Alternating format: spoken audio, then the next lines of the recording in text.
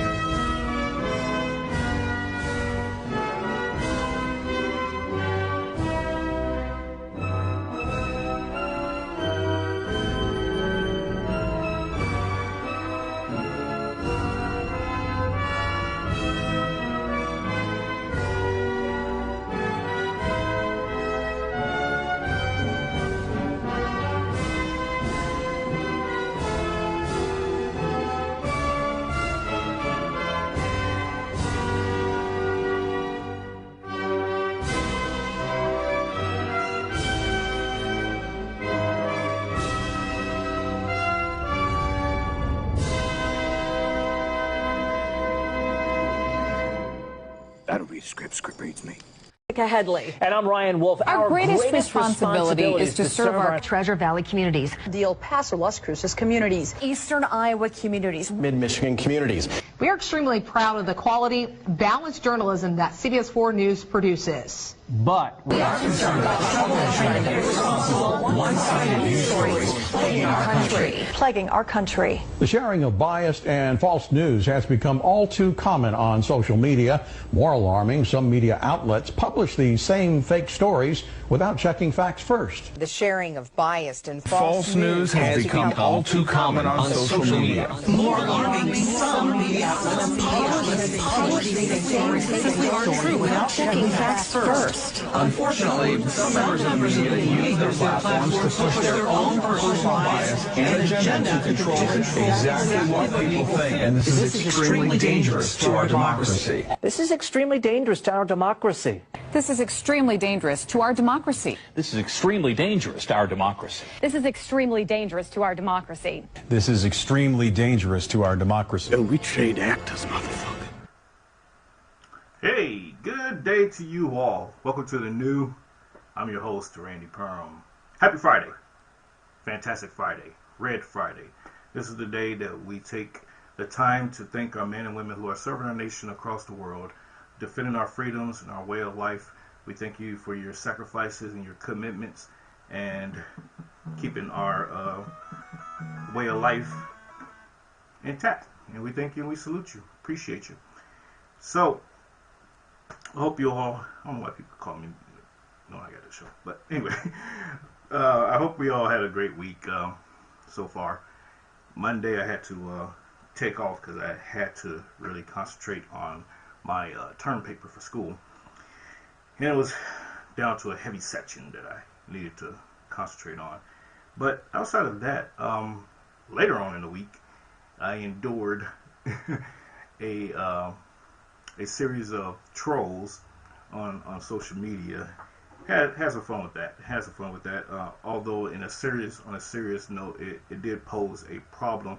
Not so much per se for myself, but for voters who are undecided, who may not be aware of who I am and what have you. So this one particular group out of Alaska, individual actually, but under a group moniker, decided to launch a pretty aggressive campaign against me, challenging that I don't live in Alaska and that don't know how is it possible that I can file for office out of Alaska when I don't live there, which we all know that's fake news because there was plenty of interviews, articles, and everything else done, but because this person, she or he, were not privy to that information until 5 months later. It devolved into a series of trolls from around the country, actually, which is also in violation of U.S. Code 18, when outside interference into state politics, influencing, intimidating voters, and what have you. But we're looking at some other options, some things to mitigate and to alleviate all that. So, like I said, it was fun. It was fun having some candid, lively discussions with so many people from around the country, and some within Alaska. It was great. It was great stuff. I also did a radio interview yesterday with not yesterday. I'm sorry, day before yesterday, on Wednesday, with the Michael Duke Show out of Alaska, laying all that stuff out about my residency status and everything else, living situation and all that good stuff. So it was good stuff. But it comes to a point in media, journalism, social media, dealing with individuals that don't understand law, that they tend to take things and they run with it, not understanding or not knowing, what's going on. And the reason why I perpetuated the whole ordeal this whole entire week was to expose that we have a population of people, of voters, that go to the polls, they vote and everything else, not understanding the gravity of which they are operating under, and the inherent tremendous responsibility that they carry when they're casting the vote. You should know who your candidates are, know what they stand for and everything else. Just because they have a special letter within the brackets does not mean they actually uphold or live the values in which they are saying that they fall under. So we have to be careful with that, and also take the time to research. I get it. When the word research is thrown up, people freeze up and they go, "Why are you telling me to do research? Oh my God, why can't you just tell me?" No, because why are you relying on my information versus you getting your own information?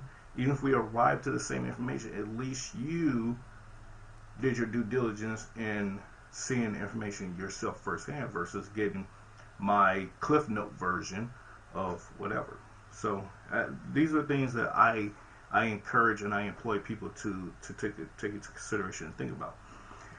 But in other news, enough of me, I'm not important. In other news, though, the federal government, particularly the Biden administration, because it's not everybody in the federal government, it's particularly the Biden administration, are going on this all-in campaign.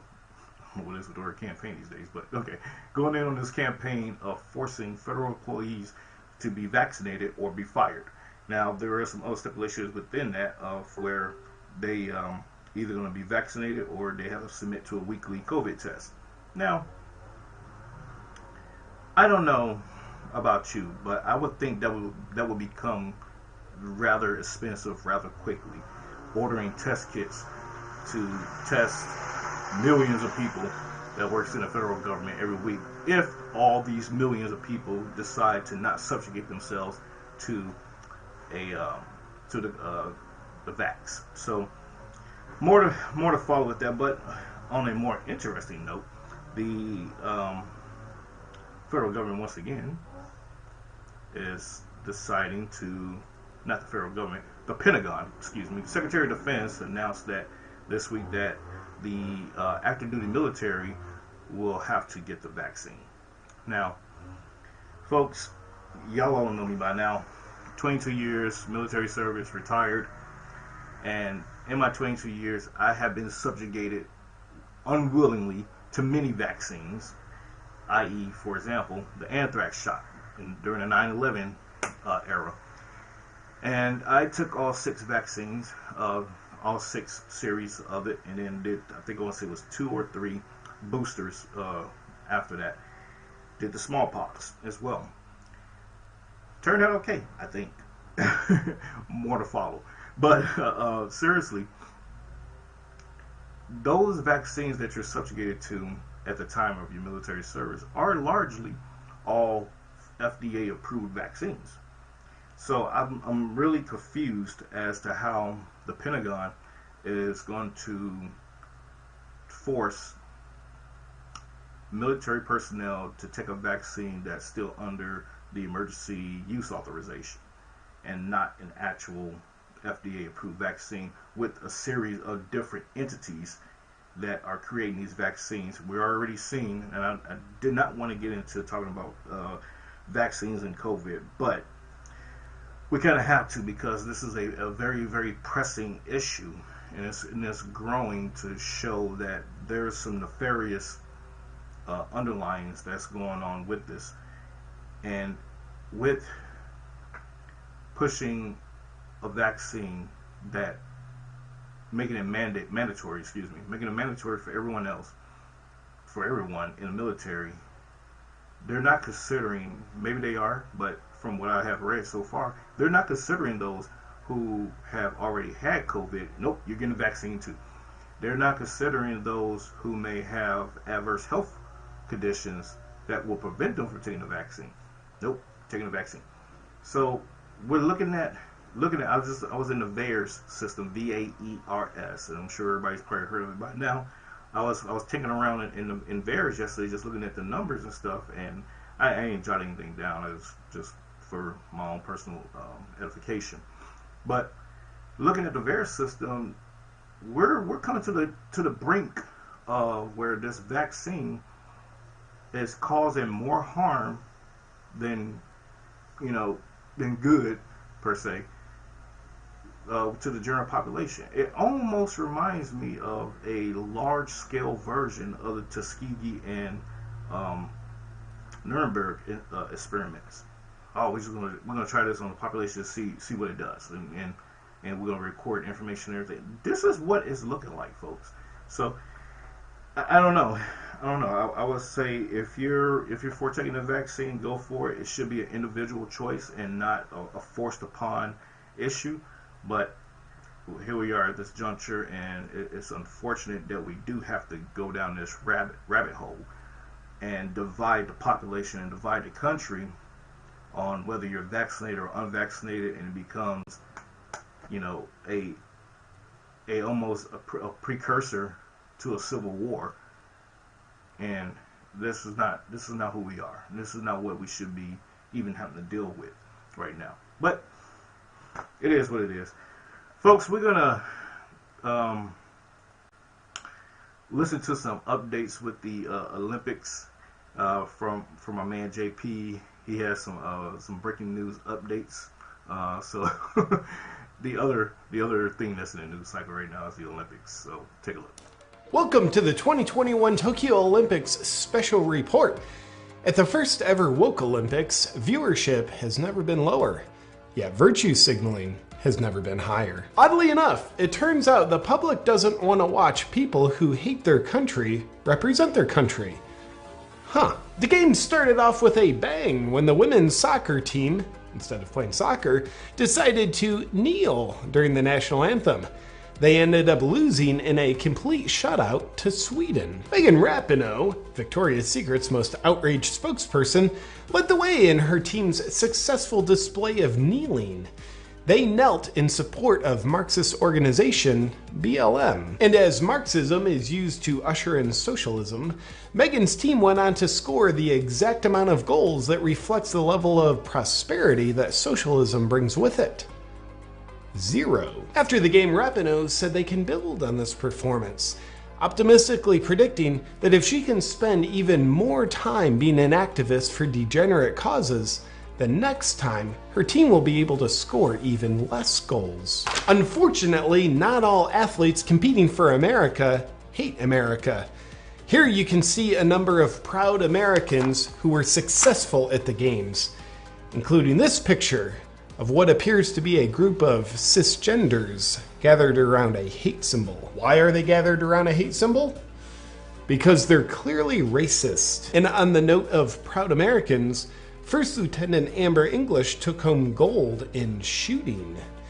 We hope Americans can enjoy this success and take it in, as it's likely the last time that shooting will be included in the Olympic Games. Why? Because Supreme Leader Biden, who's protected by people with guns, wants to take your guns, disarming the population, even though it's your Second Amendment right to own guns. He's also trying to take away your First Amendment rights as well. And that's the kind of respect for the Constitution you want in a president. Someone who hates their country in charge of their country. Are woke athletes representing the US starting to make a little bit of sense now? Oh, I'm getting word of breaking news. Women's weightlifting has just concluded, and we've got an exclusive interview with the winner. Over to you, JP. Thank you, JP. I'm here with Tiffany, winner of Women's Gold. Tiffany, what's this win mean to you? Well, JP, this win means everything to me, and it proves that women can achieve anything that men can. That adds up. This Olympic gold is a lifelong dream come true. When I was a boy, my dad would always say to me, "Son, one day you can win an Olympic medal if you just put your mind to it." So, this win is for you, Dad! Now, Tiffany, you shattered the women's world record by 150 pounds. That's 40% more weight than any other woman has ever lifted. It's almost as if you've got superhuman abilities as a woman. What's your secret? No secret. I mean, I'm not any different than any other woman out there. I clearly just wanted this win more. Haha. Well, it sounds like it'd be uninclusive to question that. Back to you in the studio, JP. Wow, what an inspiring tale of Olympic glory. In the Olympics overall, China leads the way, followed by North Korea, with the US closely behind in the communism tally. And with the left controlling all three branches of government, look for that to change as the US charges forward into being completely absorbed by China. Concluding the Tokyo Olympics special report, normally the Olympics are a 2-week period every 4 years, where people pretend to care about sports that they don't care about. Swimming, track and field, and gymnastics are fan favorites.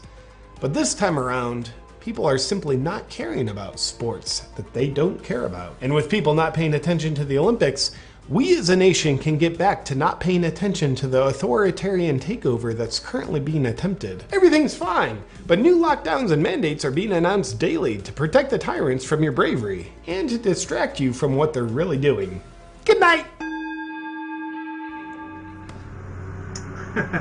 Folks, we'll be right back. We're going to take a quick commercial break. Keep it locked right here. See you in a couple minutes.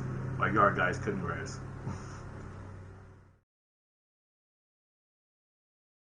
You are listening to the Exceptional Conservative Network. For more information, go to www.theexceptionalconservativeshow.com. Alexa, help me find the best in urban conservative news, talk, and movies.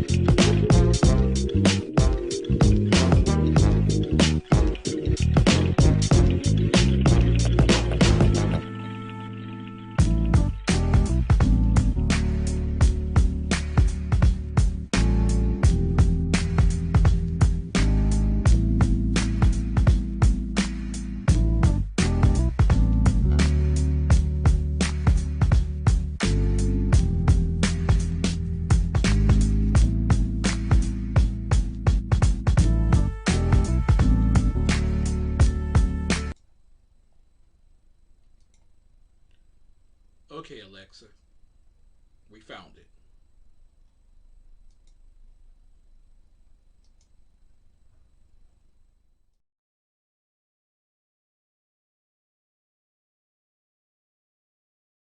You are listening to the Exceptional Conservative Network. For more information, go to www.theexceptionalconservativeshow.com. Hey, welcome back. So, the GOP, these folks are getting a backbone, man. I'm elatedly proud of them.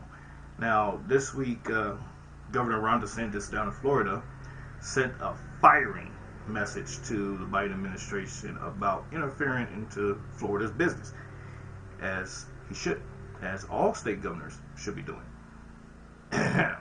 But he's been leading the pack for some time now, in terms of firing back and pushing back on administrative guidelines and policies where it concerns the sovereign rights of the state to governors to make those decisions. And so, same thing with Governor Abbott down in Texas. And I would handily say that if Ron DeSantis decides to throw his hat in the ring for 2024, depending on who his running mate would be, he will likely, very likely, have a very successful campaign, and likely will be the 47th president of the United States. Maybe 48, depending on what's going on with Biden and Harris thing, but okay. But you get the point. So, anyways, take a look. I just want to say something quickly.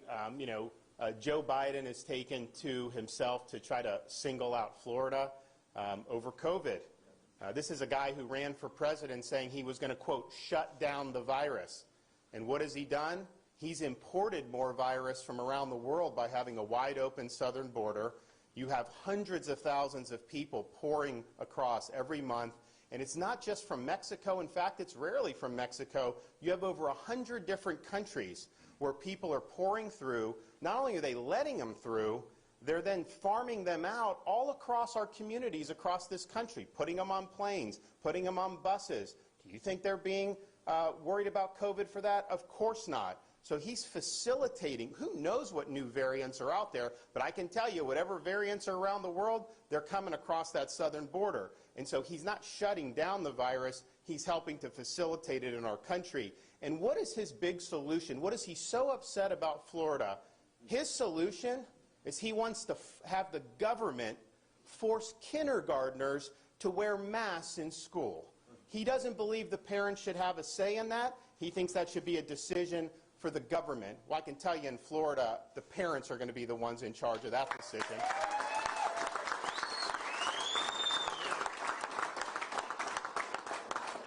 And one of the major medical people in his administration just recently told parents that they should be wearing masks at home when they're around their own children.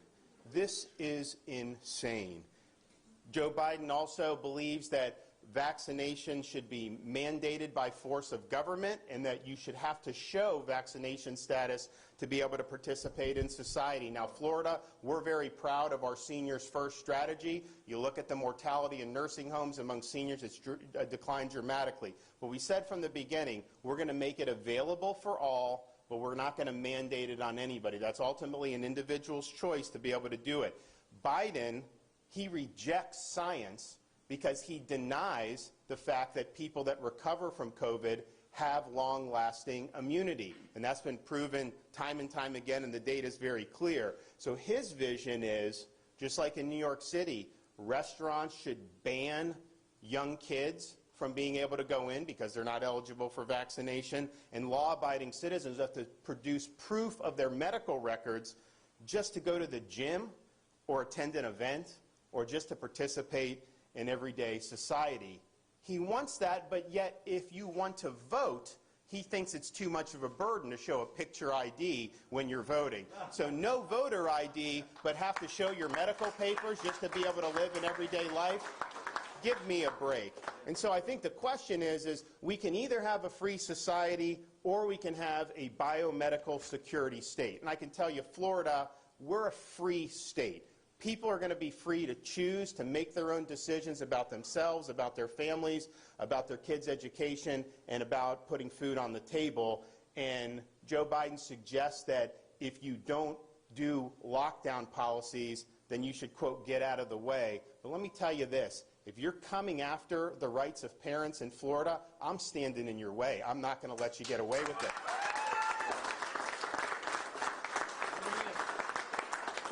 If you're trying to deny kids a proper in-person education, I'm going to stand in your way, and I'm going to stand up for the kids in Florida. If you're trying to restrict people, impose mandates, if you're trying to ruin their jobs and their livelihoods and their small business, if you are trying to lock people down, I am standing in your way, and I'm standing for the people of Florida. So why don't you do your job? Why don't you get this border secure? And until you do that, I don't want to hear a blip about COVID from you. Thank you.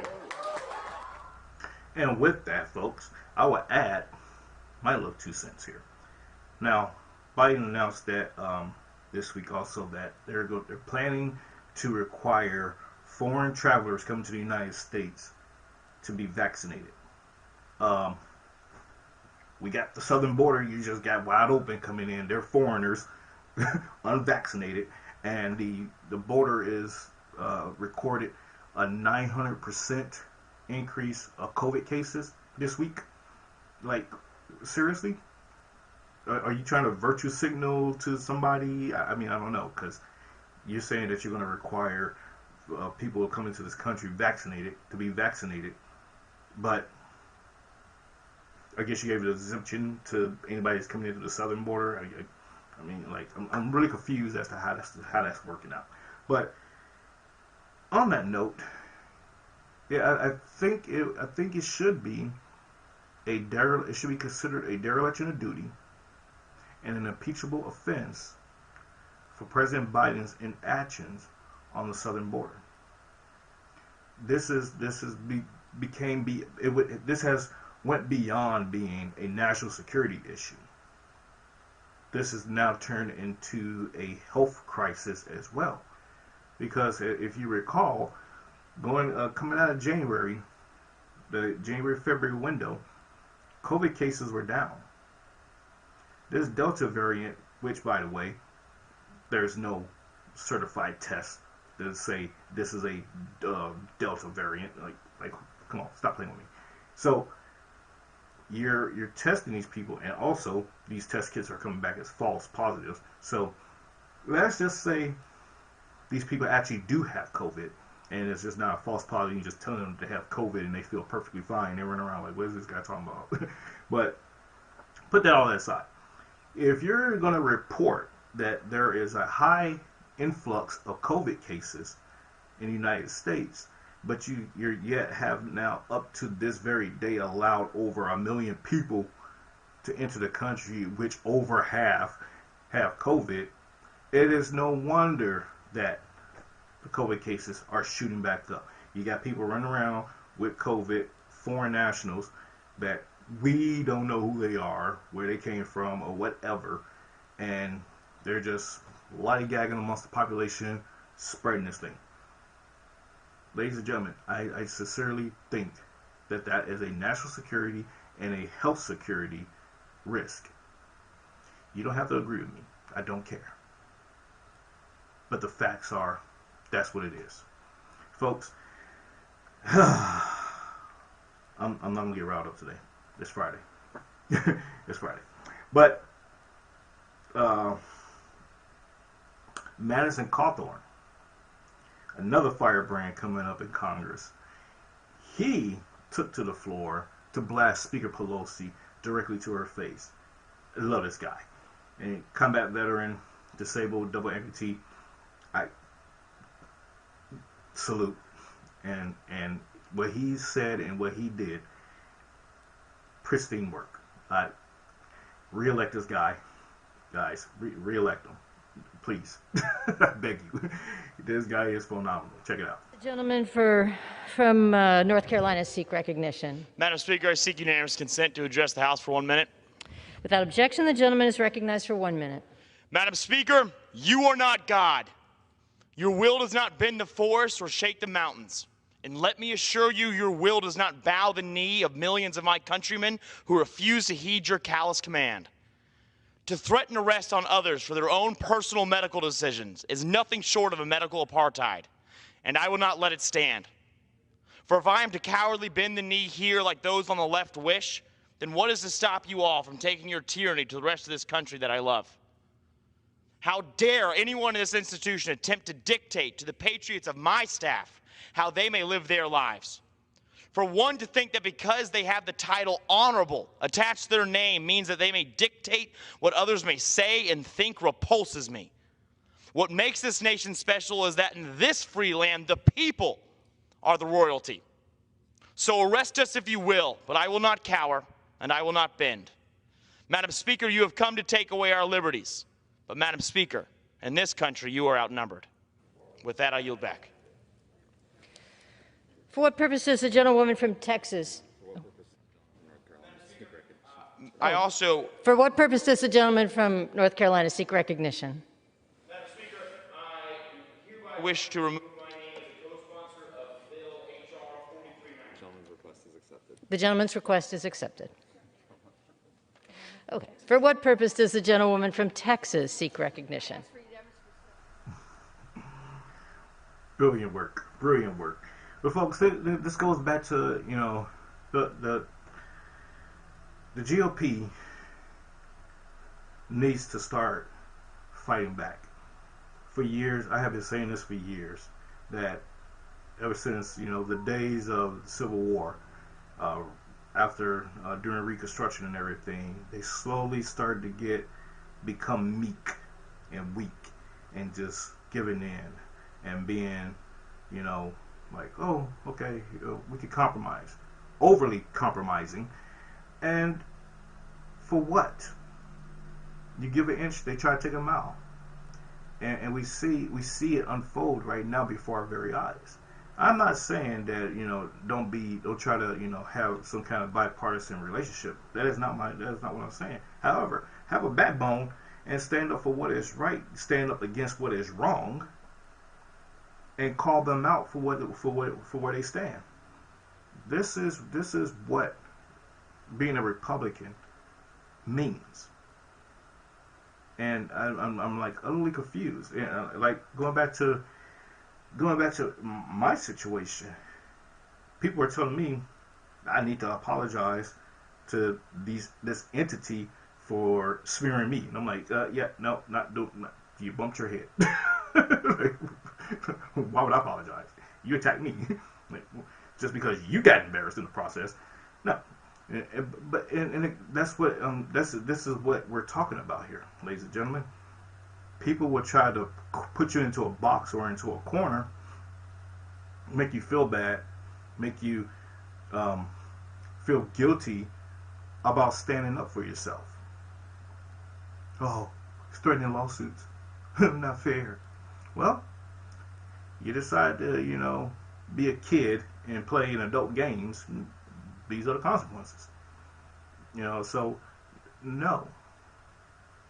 And if we see Republicans stand up more, let's notice it's the younger Republicans that are coming through. You don't see this. You don't see this kind of firebrand coming out of the old side of the house anymore. Maybe they're tired. Maybe they're afraid they might catch a heart attack in the process. I don't know what it is. But what I do know is that we need to have strong, backboned people. They don't have to be Republicans. People to stand up for the rights of their people, of the constituents. We the people, by the people, for the people. That was written for a reason. And we're getting away from that. And I'm like utterly confused as to what's going on with all this, because it's like, wow, like seriously, we're letting them do that, huh? Oh, okay. We're letting these jokers put together a infrastructure package with a road tax attached to it, saying that they're going to tax drivers for every mile that they drive. Like, folks, I lived over in Europe. I had to deal with that. It's called a road tax over there. And you pay this, it was like 50 euro or something. I don't even remember what the hell it was. But you're paying this tax to have the permission, basically, to utilize the road system, which you're already being taxed on anyways.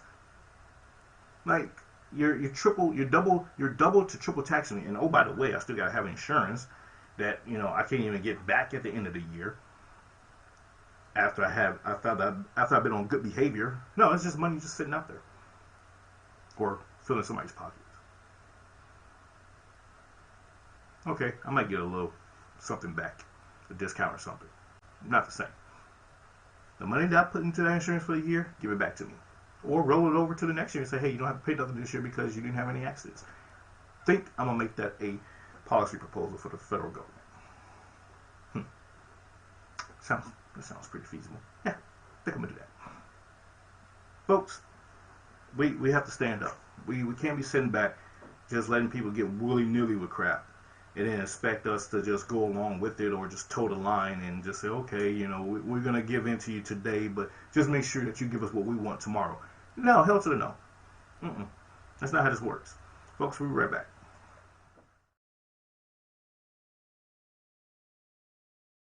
You are listening to the Exceptional Conservative Network. For more information, go to www.theexceptionalconservativeshow.com.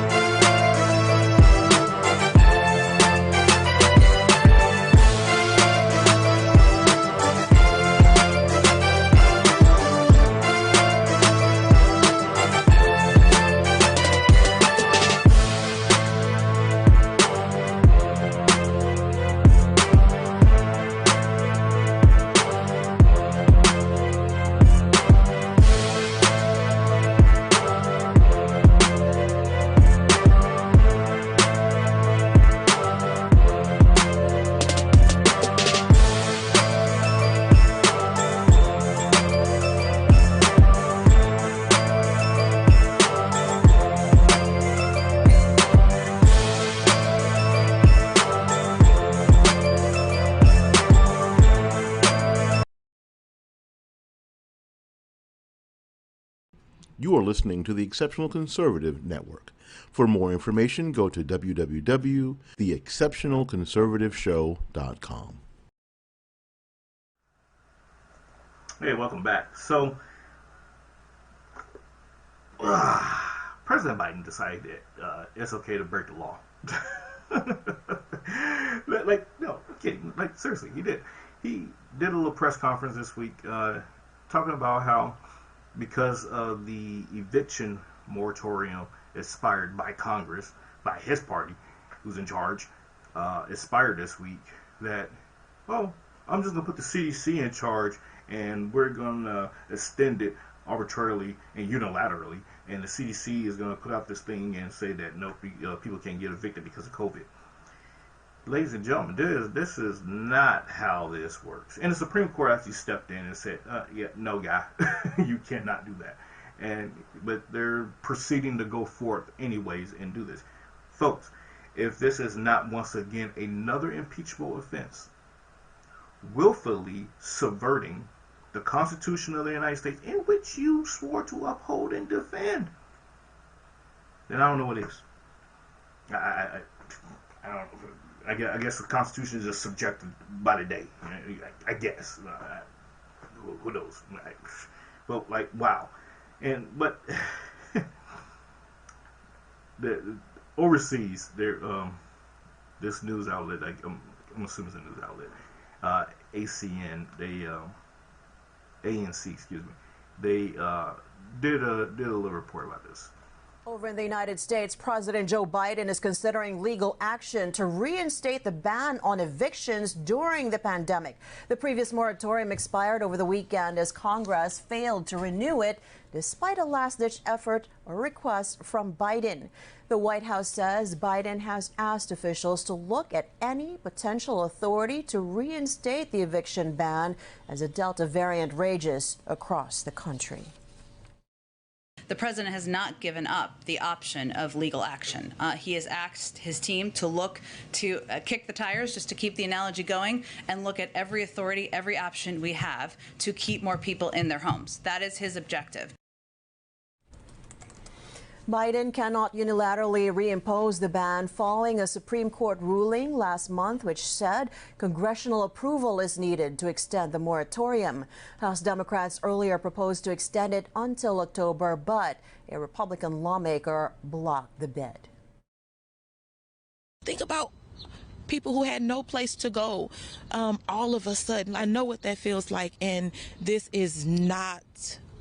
should not be who we are. It should not be what lawmakers allow.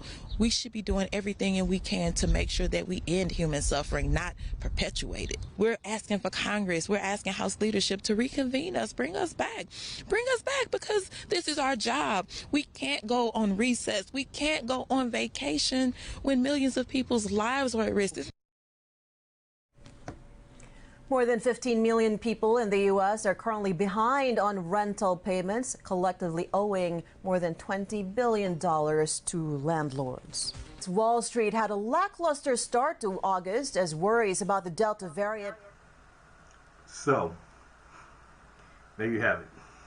Now, folks, there's a couple of things at play here. Number one, you have to understand that Congress has the power of the purse, not the U.S. Senate, but the U.S. House of Representatives. They have the power of the purse, so they have the sole authority to dish out money. Now, President Biden is saying, yeah, screw that.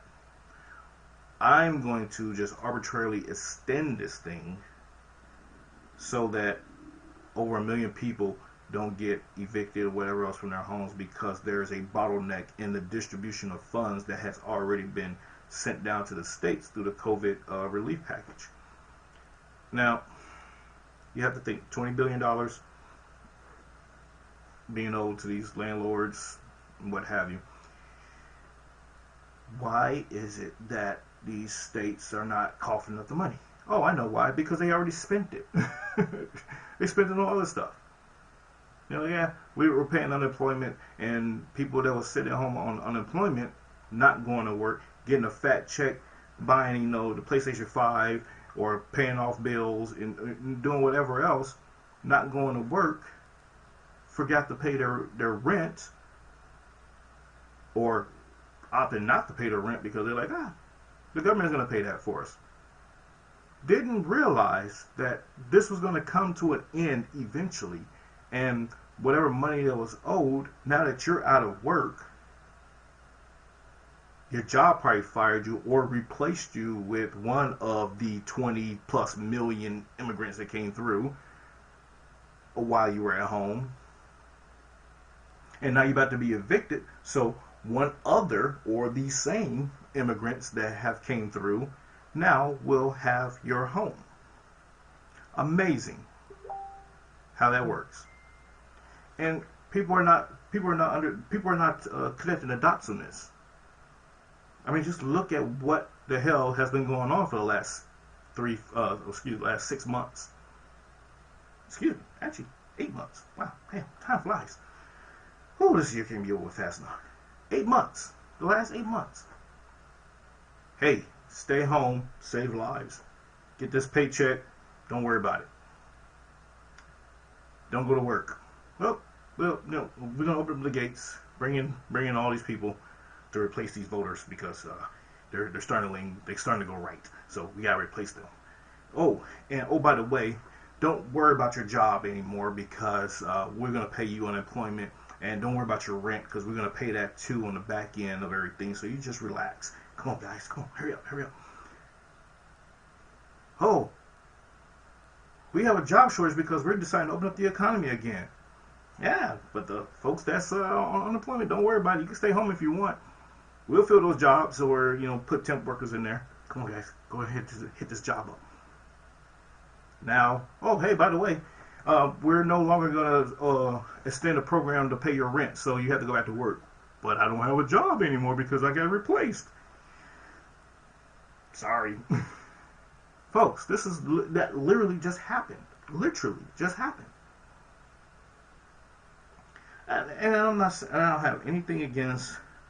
It is not the fault of the immigrants, illegal immigrants that came through. It's not their fault. It's not. I don't blame them. Why? Because they're taking advantage of a situation that any other person within somewhat reason would take advantage of a system that is allowing them to take advantage of it. And now we're going to have a plethora of homeless people on the streets. Maybe, maybe not.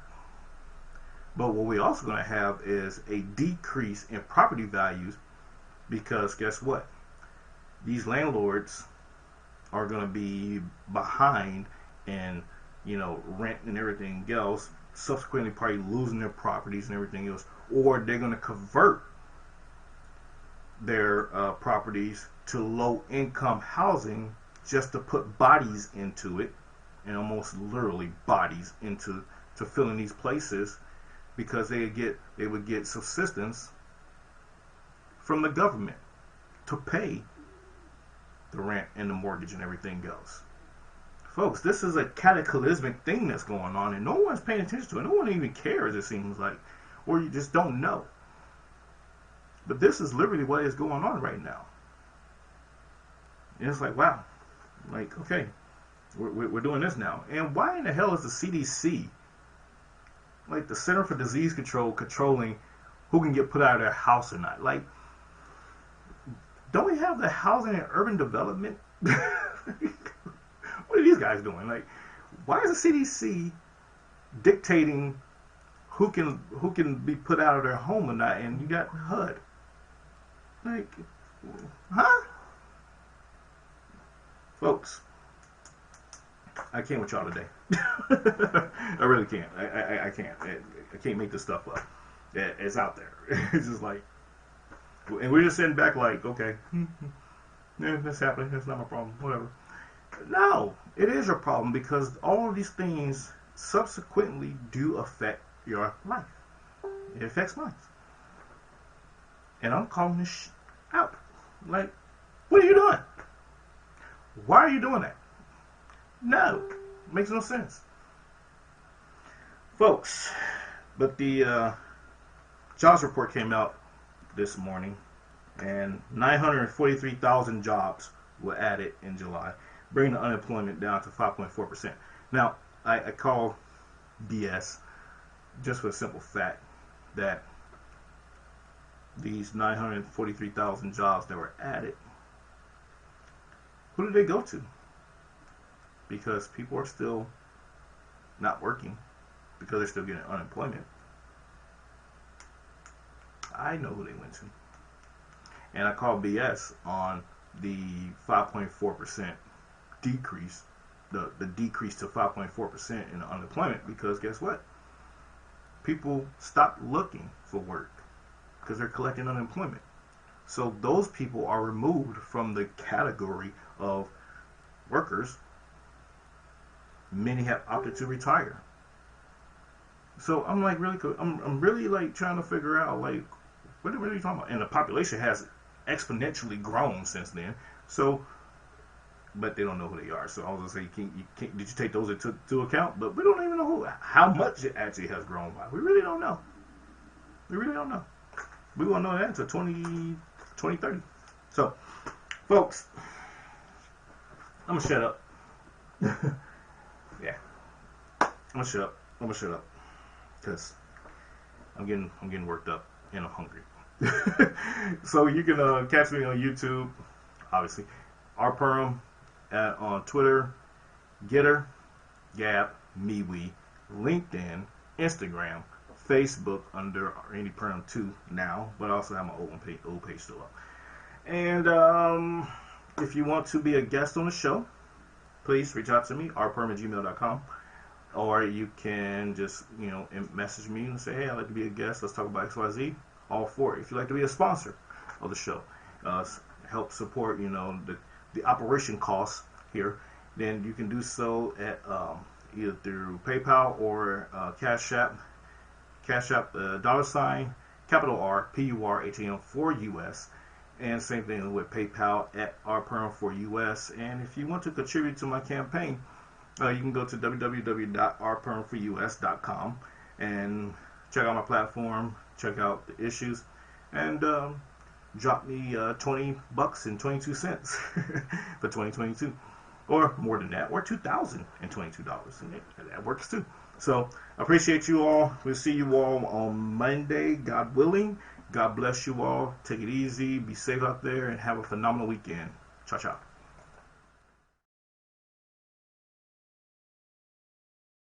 You are listening to the Exceptional Conservative Network. For more information, go to www.theexceptionalconservativeshow.com.